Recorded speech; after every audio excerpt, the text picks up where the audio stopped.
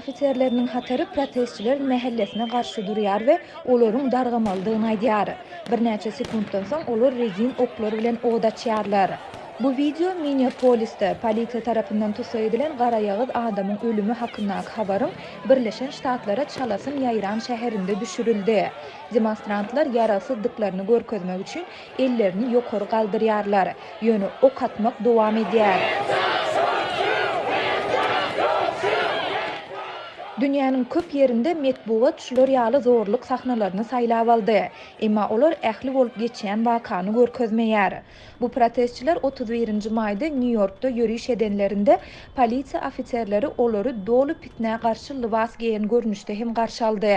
Olar polisiýa işgärlerinden özleriniň polisiýa güýçleriniň içindäki jins paradlygy ýok etmek talaplaryny raýdaşlygyň alamaty hökmünde bir diýdlerini çökmeklerini haýyş etdiler. Polisiýa bu haýyşy ýerine ýetirdi. Take a knee in solidarity with us.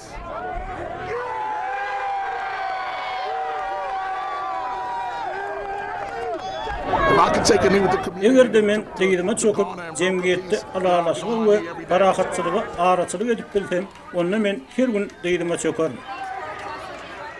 Ertesi gün Portlandda hem şuňa meňdeş pursat hormat bilen el gysyşmagy alyp geldi. Ot vermek we talaňçylyga ýüzürmek New Yorkda we Birleşen Ştatlaryň beýleki şäherlerinde aslynda parahatçylykly başlanan demonstrasiýalaryň awraýyny gaçyrdy. Keramatly Louis'de 2-nji iýunda 4 polisiýa ofitserine tüpeňden atylan oklar değdi.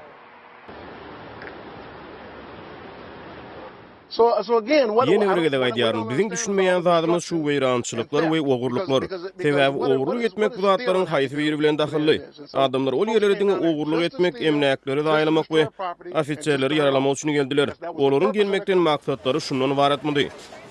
Emma Oakland'da ve beýleki şäherlerde parahatçylygy we barlyşygy talap edýän adamlar vandallaryň sebäp bolan ýykynçylyklaryny arasalamak üçin çykdylar.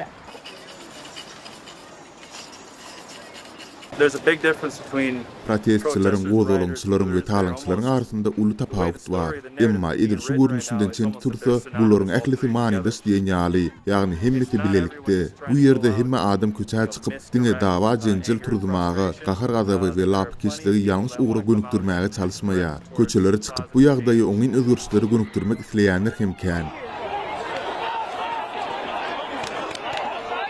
Washingtonda polisiýa prezident Donald Trump'ın goloýdaky ibadetkana baryp gaýtmak üçin Ak Tamyň goloýundaky parky parahat protestçilerden zor bilen arasalady. Bu çaknyşyklar prezident Donald Trump demonstrantlara garşy harby güýç ulanjakdygyny aýdyp haýwat atandan gysga bagty soň boldy. I am dispatching thousands and thousands of heavily armed soldiers. Men müňlerçe we müňlerçe agyr ýaragly esgeri, harby işgärler we hukuk goraýjy işgärleri, gozgalagy, talaňçylygy, vandalizmi, hüjümleri we emläklaryň beýmany ýok edilmegini togtatmak üçin iýberýärdi.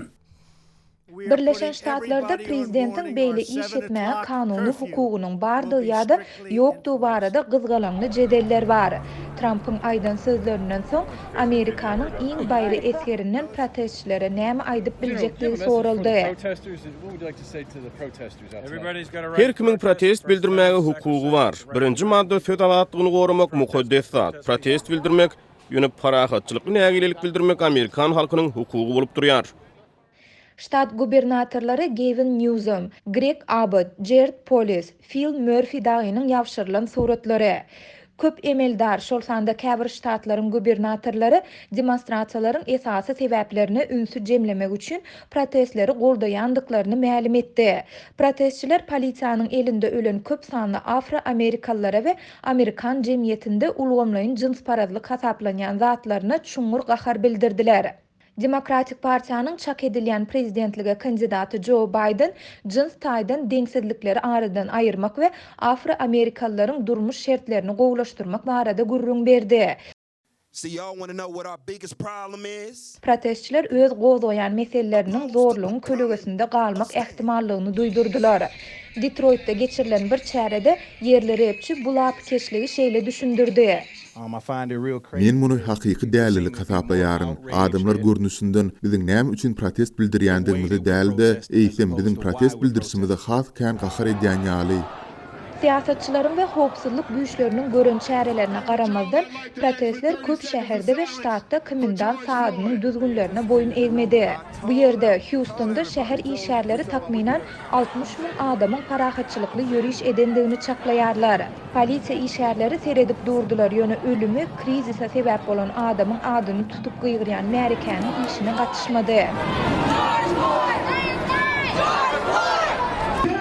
May ayının ayında protestler başlanı bäri müňlerçe adam tutsak edildi. Ýöne parahatçylykly we gorlukly demonstrasiýalar bu golaýlarda bet ediljeği meňdemeýär.